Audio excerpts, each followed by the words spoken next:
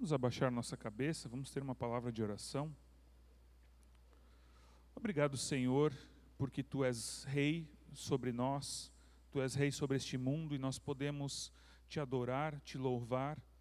E Tu nos ensinas, Senhor, Tu nos queres fazer aprender o Teu caminho, a Tua vontade.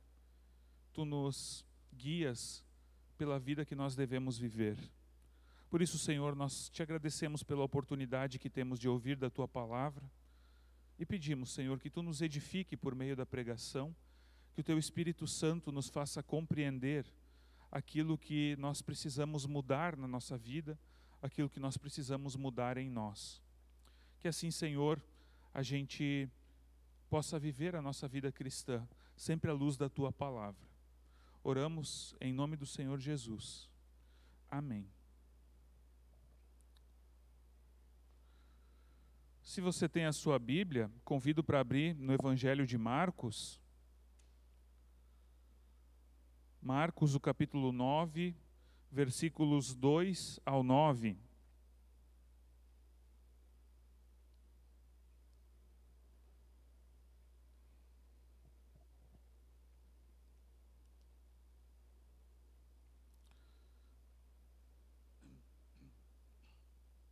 Marcos, o capítulo 9, versículos 2 ao 9.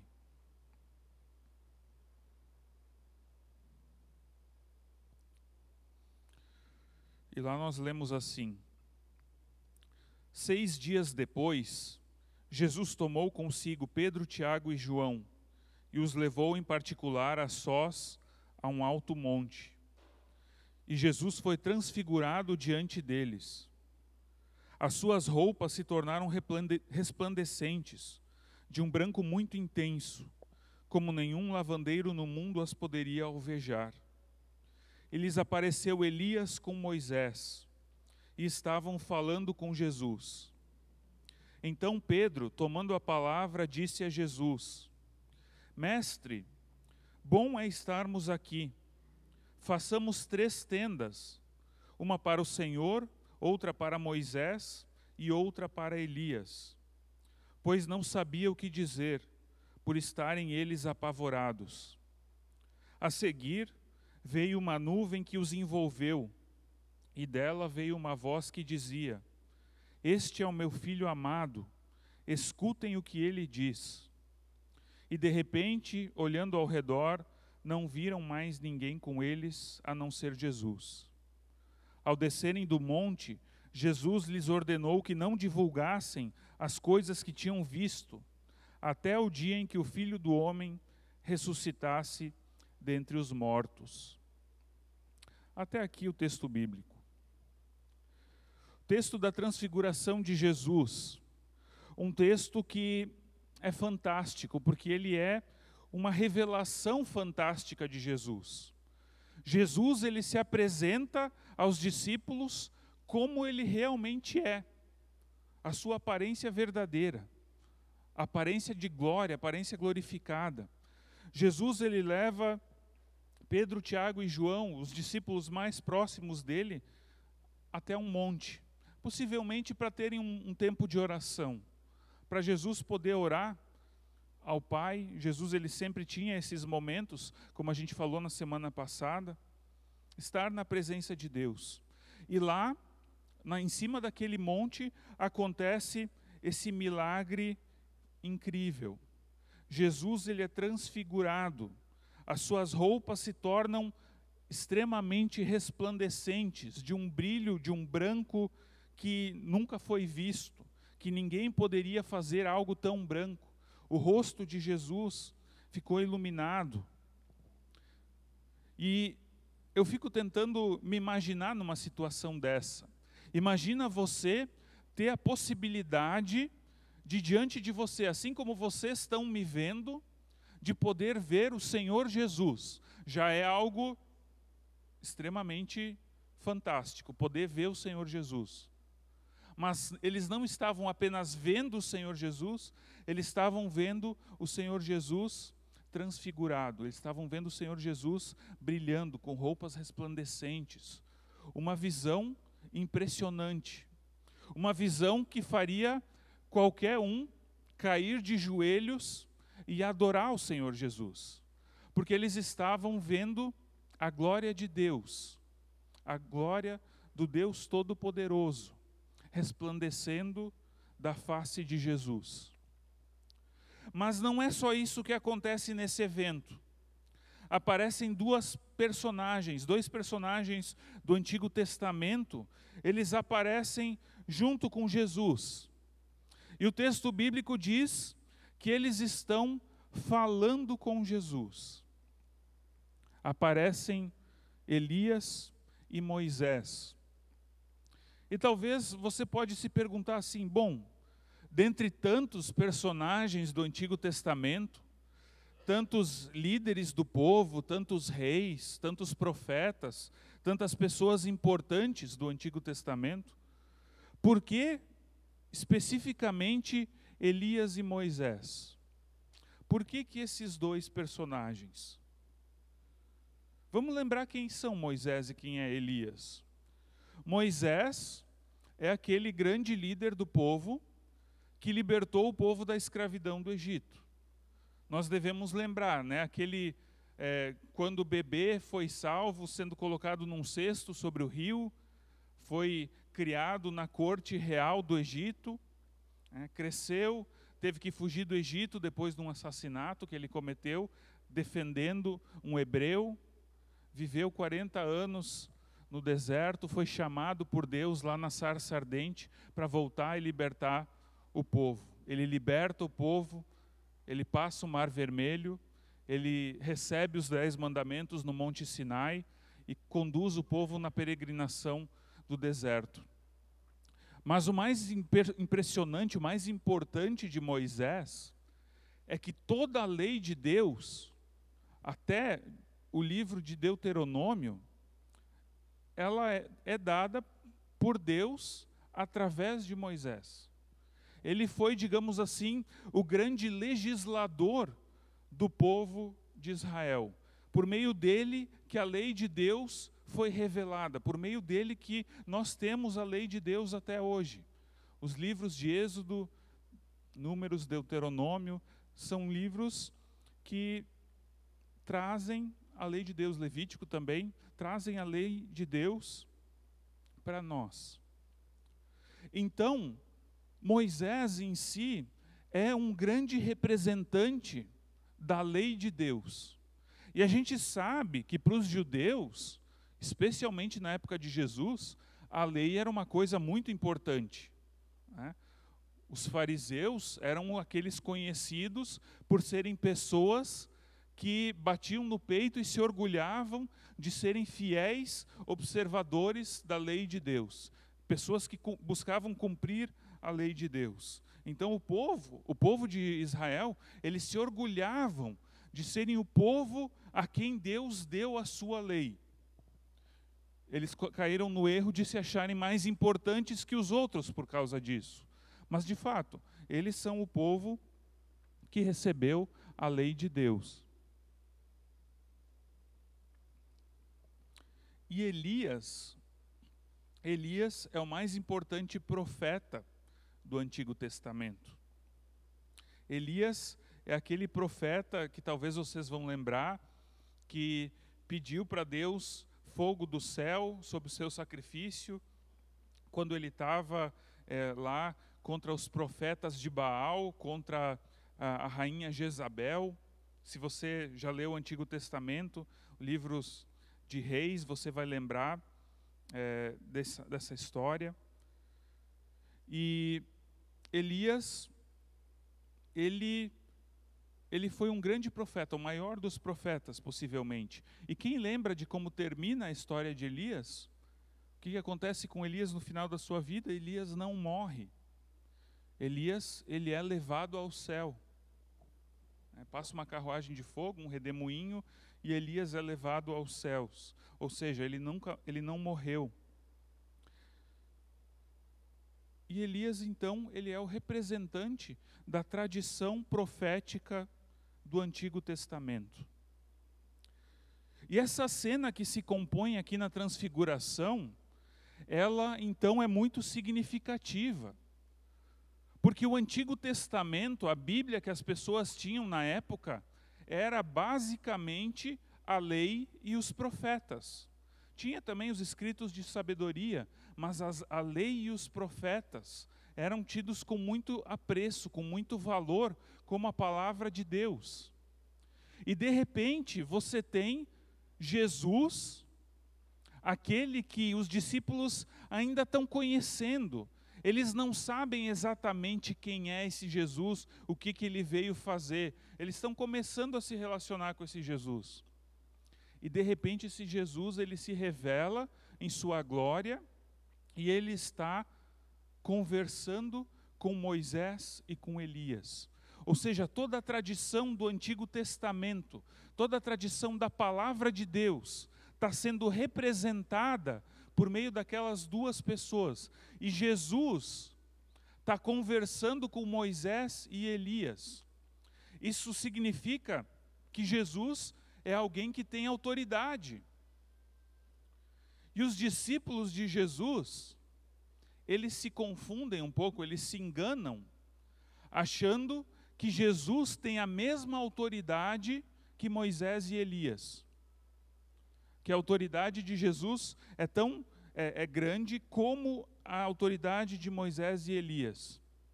Isso a gente percebe quando Pedro, coitadinho do Pedro, né? O Pedro era aquele discípulo que sempre abria a boca quando era para ficar quieto, né? Que não perdia a oportunidade, que perdia todas as oportunidades de ficar quieto. O Pedro, ele diz: Senhor, é bom estarmos aqui. Porque imagina, né, a cena maravilhosa que eles estavam vivendo. Bom estarmos aqui. Deixa eu fazer 3 tendas. Deixa a gente fazer 3 tendas. Uma para ti, uma para Moisés e uma para Elias. E a gente continua aqui. A gente fica aqui numa boa. Ele acha que os 3 estão em pé de igualdade. Por isso ele quer fazer uma tenda para cada um. Acontece que Moisés e Elias não estão em pé de igualdade com Jesus. A autoridade de Moisés e Elias não é a mesma autoridade de Jesus. Jesus tem uma autoridade muito superior a Moisés e Elias. E é isso que os discípulos vão começar a perceber quando Deus, ele diz: olha, esse é o meu filho amado. Esse não é um grande legislador, esse não é um grande profeta, é o meu filho amado. Meu filho, obedeçam a ele, façam o que ele diz, escutem o que ele diz. Jesus, ele está muito acima da autoridade de Moisés e Elias, porque Moisés e Elias, tudo aquilo que eles escreveram, aponta para Jesus. Moisés escreveu a lei apontando para Jesus. Tudo aquilo que os profetas ensinaram apontava para Jesus. Jesus é o objetivo do Antigo Testamento. É a concretização, é o cumprimento do Antigo Testamento. O Antigo Testamento, ele só é lei, ele só é morte se ele não apontar para Jesus. Se a gente não colocar Jesus. Lutero já dizia que a Bíblia é uma manjedoura na qual repousa Jesus. Se nós não encontrarmos Jesus na Bíblia, só tem palha. Só tem palha. Então, quando a gente lê a lei de Moisés, quando a gente lê os profetas, a gente tem que ter em mente Jesus. Porque toda a lei e todos os profetas apontam para Jesus, apontam para Cristo. E é isso que essa transfiguração, esse evento da transfiguração, ele significa. A palavra de Deus, desde Gênesis até Apocalipse, está falando de Jesus, está apontando para Jesus, para o nosso Salvador. A autoridade de Moisés, a autoridade de Elias é para dizer: olha, vai vir um que vai ser o nosso Salvador, e esse é Jesus. E quando os discípulos entendem isso, é que eles vão começar a entender quem é Jesus. Porque os judeus, eles tinham muito apreço pela palavra de Deus, pela lei e pelos profetas. Muito apreço mesmo, muita reverência pela palavra sagrada de Deus. Mas agora os discípulos de Jesus descobrem que tem um que é mais importante que tudo isso, que tem mais autoridade do que tudo isso. Então esse é o significado da transfiguração. Mas tem um outro aspecto aqui. Nós somos um pouco como Pedro também. Quando a gente está num momento bom, num momento gostoso, num momento maravilhoso, a gente não quer que aquele momento acabe. A gente quer que aquele momento se perpetue. A gente quer continuar aproveitando aquele momento bom. E Pedro ele diz: bom é estarmos aqui. Vamos fazer 3 tendas para vocês ficarem confortáveis? E a gente permanece aqui, em cima do monte. A gente permanece aqui em cima, louvando a Deus, na presença de Deus, cantando, orando, vendo a glória de Deus refletida no rosto de Jesus, porque tudo isso é bom e tudo isso é importante. Só que tem um problema. Jesus, ele tem uma missão a cumprir. Jesus, ele veio com um propósito. E várias vezes nos evangelhos, pessoas, e inclusive o próprio Satanás, tentaram tirar Jesus, desviar Jesus do seu propósito. Tentaram fazer com que Jesus não fosse em direção ao seu propósito. E qual era o propósito de Jesus? A sua cruz. Ser crucificado, morrer por nós. Ir ao sofrimento extremo por amor de nós, para nos dar a salvação. Satanás tentou desviar Jesus desse caminho lá nos 40 dias de tentação no deserto. Quando ele disse para Jesus: olha, se joga do pináculo do templo e os anjos vão vir e te segurar e te servir. O que Satanás queria? Satanás queria que Jesus fosse descido do pináculo do templo por anjos, para que as pessoas vissem Jesus e adorassem Ele, e reconhecessem que Ele era o Messias e não crucificassem Ele. O próprio Pedro, em certa ocasião, quando Jesus disse claramente para os discípulos: olha, eu vim para morrer, o Pedro disse: Jesus, isso jamais vai acontecer contigo. Isso não pode acontecer contigo. E daí o que Jesus responde para Pedro? Aparta-te de mim, Satanás. Porque eu vim para isso, eu vim para morrer.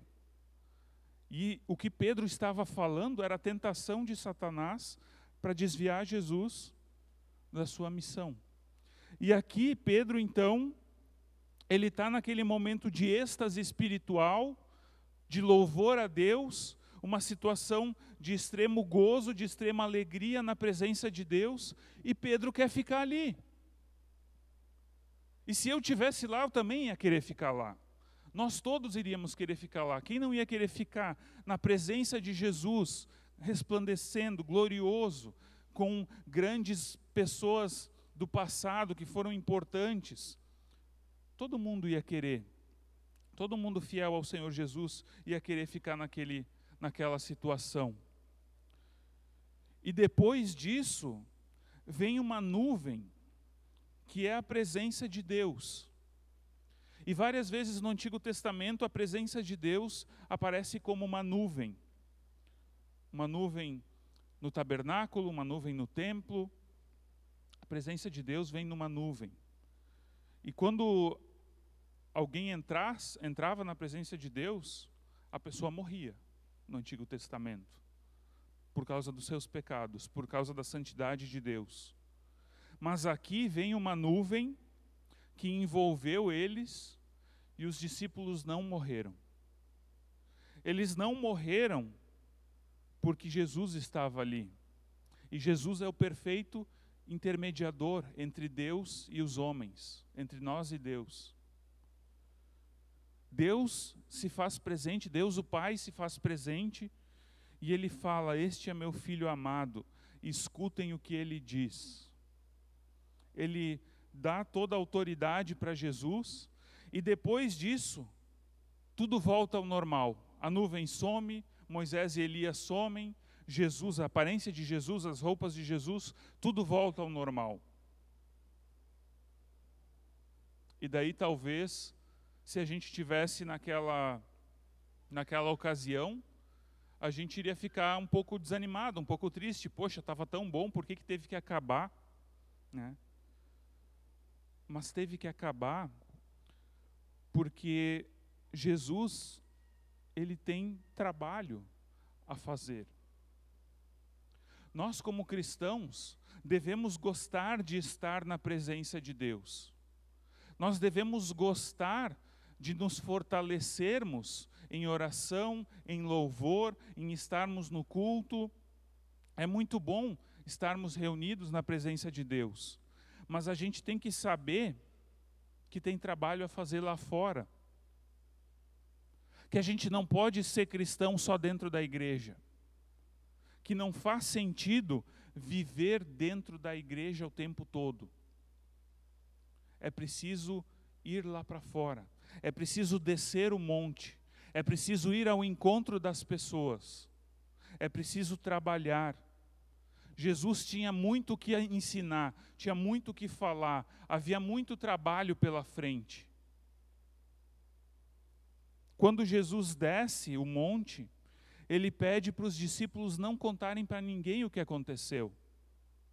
Eu imagino que isso se deva para que as pessoas não fiquem curiosas em elas também quererem experimentar isso.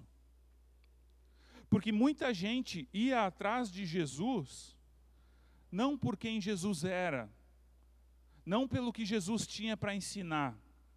Muita gente ia atrás de Jesus por causa dos milagres que Jesus tinha para oferecer.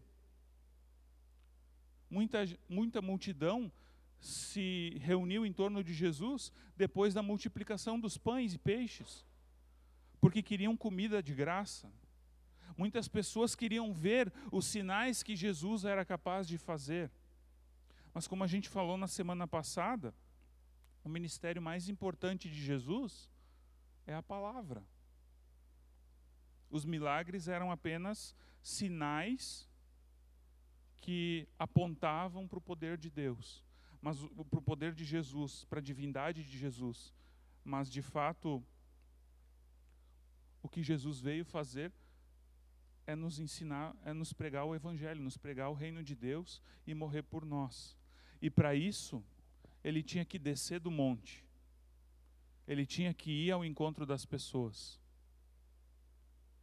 Nós, como cristãos, precisamos aprender que nós também temos que sair.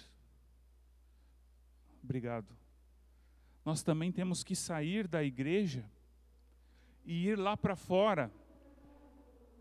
E ir ao encontro das pessoas, como o próprio Jesus fazia.